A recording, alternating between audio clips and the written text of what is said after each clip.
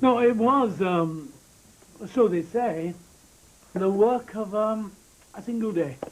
About 200 years ago, in fact, exactly 201 years ago, 1790. Captain Francis Gross, a funny, fat Englishman, Tessa, an Englishman, came to Glasgow in search of interesting relics. He would have found you of great interest too.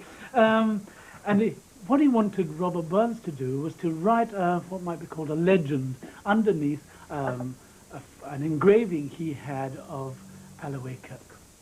So Burns said he would do this. So as was his practice, when the mood came upon him, he living at that time at Ellisland Farm, he would walk along the banks of the Ness at the farm until he got his ideas in his head. And this day, he didn't come in for lunch, or dinner, as you would call it, Maureen. And Jean went out to look for him. And Robert Burns was walking up and down, muttering to himself. So she just, knowing him well enough, left him well at home, went back in. And the rain came down in the afternoon. She went back out again with the two children. And there he was, sitting under a tree. The rain bucketing down. But he was writing on a piece of paper with a charcoal pencil. He kept this paper and pencil in a bowl of the tree. So on these sodden pages began the first words of this thing that he might put under this engraving of Alloway Kirk. The rain came bucketing down heavier. Jean sent the children inside, came back with Burns's coat, and two of them ran to the house, sheltering under the coat. Later that night, Burns says, bring the men in, the two helping hands, bring the children up, sit them down there at the fire, and Burns sat with his legs swinging over the side of the kitchen table at Ellisland Farm. And he was a young man, say, he was 30. And he sat at the edge of this table and told his family in that little farm that day this story. When Chapman Billies leave the street and Ruthie neighbours meet, as market days are wearing late and folk begin to tack the gate, while we sit boozing at the nappy and getting foo and unca happy, we think on the lang scout smiles, the mosses, waters, slaps and stars that lie between us and our hame, where sits our sullen, sulky dame, gathering her brows like gathering storm, nursing her wrath to keep it warm. This truth fund honest Tam O Shanter, as he frae air enacted canter, old air, whom ne'er a tune surpasses for honest men and bonny lasses. Ah, Tam, if thou but been so wise as ta'en thine ain wife Kate's advice, she told thee weel there was a skellum, a blithering, blustering, drunken blellum, the frae November tae October, market next there was nae sober. She prophesied that late or soon there would be fun deep drooned in Doon, or catched by warlocks in the Merkin Alloway's owl-haunted kirk. Ah, gentle dames, it gars me greet to think how many counsels sweet, how many lengthened sage advices the husband where the wife despises. But to our tale.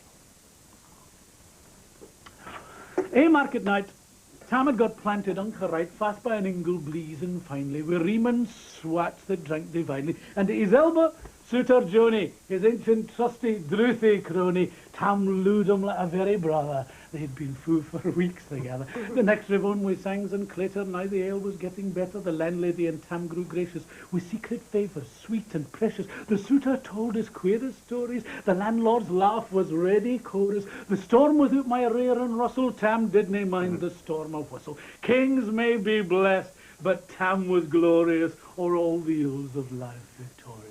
But pleasures are like poppy spread. You sees the flower, its bloom is shed, or like the snow falls in the river, a moment white, then melts forever, or like the borealis race that flitter, you can point their place, or like the rainbow's lovely form, vanishing amid the storm. Nae man can tether time nor tide, the hour approaches, Tam mun ride. That hour, o' night's black irch the keystane, that dreary hour, Tam mounts his beast and circa night he takes the road in, as ne'er poor sinner was abroad in. The wind blew as was blown its last, the rattling showers rose in the blast, the speedy gleams the darkness swallowed, loud, deep, and lang the thunder bellowed. That night a child might understand the deal had business on his hand. Wheel mounted on his grey mare Meg, a better never lifted leg.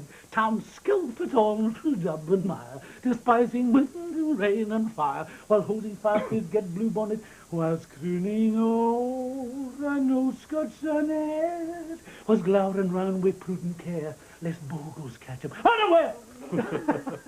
Kirkgalloway was drawing nigh, where gates and hoolits nightly cry. By this time he was across the ford, where in the snow the chapman's road, and past the butts and Meeklestane, where drunken Charlie broke Snake Bane, and through the wind and by the cairn, where hunters found the murdered bairn, and near the thorn upon the well, where Mungo's mother hanged herself. Before him Doon poured all his floods. The doubling storm rode through the woods, the lightnings flashed from pole to pole, near and more near the thunders roll, when glimmering through the groaning trees, Kirkgalloway seemed in a blaze. Through ilka bow the beams were glancing, and loud resounded mirth and dancing. Inspiring bold John Barleycorn, what dangers they can make us scorn. We tippenny, we fear nae evil, we Uskiva, we'll face the devil.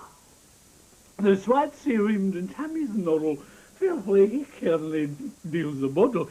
But Maggie stood, wrecked and astonished, till by the heel and hand admonished, she ventured forward on the light. And whoa! Tam saw an unca sight, witches and warlocks in a dance. Nae cotillion bred new frae France, but hornpipes, jigs to space and reels, but life and metal in their heels. A winnow bunker in the east. There sat old Nick in shape of beast, a towsy type, black, grim and large. To give them music was his charge. He screwed the pipes and got them skittle, so roof and rafters all did diddle. Coffins stood round like open presses, that showed the dead in their last dresses, and by some devilish cantrip slight, each in his cold hand held a light, by which heroic Tam was able to note upon the hilly table of murderers' banes and gibbered irons, 'twas spine lying wee unchristened bairns. A thief new cut it for a rape, with his last gasp his gab did gape. 5 tomahawks with blood red rusted, 5 scimitars with murder crusted, a garter which a babe had strangled, a knife a father's throat had mangled, whom his ain son a life bereft. The grey hairs yet stacked at her head, we made a horrible and awful, which even to name would be unlawful. As Tammy glared, amazed and curious, the mustang fun grew fast and furious, the piper loud and louder blew, the dancers quick and quicker flew, they reeled, they set, they crossed, they creaked, till ilka Carlin swat and reeked, and could stop daddies to the work, and lingered at it in a sark. Oh, Tam, Tam, had they been queens, oh, plump and strapping in their teens, their sarts and see the crishy flinin, been snow white 1700 linen, their breeks of mine, my only pair, the yints were plush, a good blue hair, and again I'm off my hurdies, for a blink of the bonny birdies, but withered by all damps, old and all, rigwoody hags with spina full, louping and flinging in a crummock, I wonder did it turn your stomach. But Tam ken what was what foo brawly. There was a winsome wench on Whalley that night, and lichted in the core lang after kind of Carrick sore. Her sark, a Paisley hand which as a lassie she had worn, in longitude though sorely scanty, it was her best and she was wanty. Little kinder, Reverend Granny, that sassy cough for her wee nanny, with 12 pund Scots, was all her riches, would ever grace a dance of witches. Ah, here my muse her wingman cool, 6 flights of her beyond her poor. To sing how Nanny laughed and flang, a supple shade she was and strang, and how Tam stood like een bewitched, and thought he's very een and rich. Een Satan loud, and fitch flew fain, and hocht and blew we might and main, till first day kipper sign another, Tamtin to see them all together and rose to, well done, Cutty Sark! And at an instant, all was dark, and scarcely had Maggie rallied, who out the hellish legion sallied, as bees besoot with angry flight, when plundering herds assail their bike, as eager runs the market crowd, when catch the thief resounds aloud, so Maggie runs, the witches follow, who many an eldritch screech and hollow. Oh Tam, you'll get your fern, in hell they'll roast you like a hern. In vain thy Kate awaits thy coming, Kate soon will be a woeful woman. Now do thy speedy utmost make to win the keys to the brig. There up and now thy tail may tross, a running stream they run across. But ere the keys since she'd made the fiend till she had to take for Nanny, had upon the rest, had upon noble Maggie pressed, and flew at Tam with furious ettle, but little witchy Maggie's mettle, a spring, brought off our master hale, but left behind her ain grey tail. The Carlin caught her by the rump, and left poor Maggie scarce a stump. Now, what this tale of truth shall read, elk man and mother's son take heed. Whene'er to drink you are inclined, or Cutty Sarks run in your mind, think you may buy the joys or dear. Remember, Tam O Shanter's mare.